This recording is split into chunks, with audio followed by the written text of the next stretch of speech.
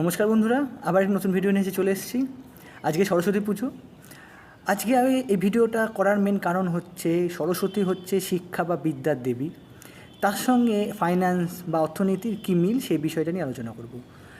আমি আজকে financial knowledge সেই বিষয়টা নিয়ে আমি এখানে আলোচনা করব।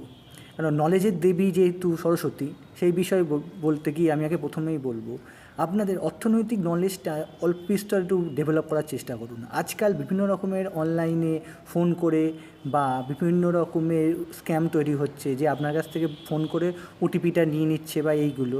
কিছু কিছু লোক এগুলো বুঝতে পারছে, তারা ফোন কেটে দিচ্ছে, তারা করছে না। কিন্তু অনেকেই বয়স্ক লোক বা যারা এই সম্পর্কে অবগত নয়, তারা কিন্তু এখানে ফেঁসে যাচ্ছে। তাই আমি বলবো যে আপনারা এই বিষয়টা মানে অর্থনৈতিক সম্পর্ক যে সম্পর্ক যেটা আছে সেগুলো নিয়ে একটুখানি সচেতন হন। হুটহাট করে কাউকে ওটিপি বা ব্যাংকের ডিটেলস বা প্যান কার্ড, আধার কার্ড এগুলো কাউকে চাইলেও দেবেন না।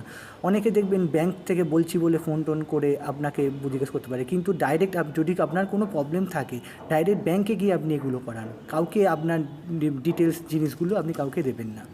এই নলেজগুলো খুব দরকার আজকের দিনে। কেন, আপনার টাকা আপনারই থাকবে, কিন্তু আপনার একটা ছোট্ট ভুলের জন্য সেই টাকা অন্য কেউ নিয়ে নিতে পারে। তাই প্রথমেই দরকার ফাইন্যান্সিয়াল নলেজ। ফাইন্যান্সিয়াল নলেজে এইটা একটা বিষয়। এছাড়াও অনেকেই দেখছি এখন বিভিন্ন রকমের ছোটো বড়ো চিট ফান্ডের মধ্যে ইনভেস্ট করছেন। এইগুলো নিয়েও আপনি একটু অবগত হন।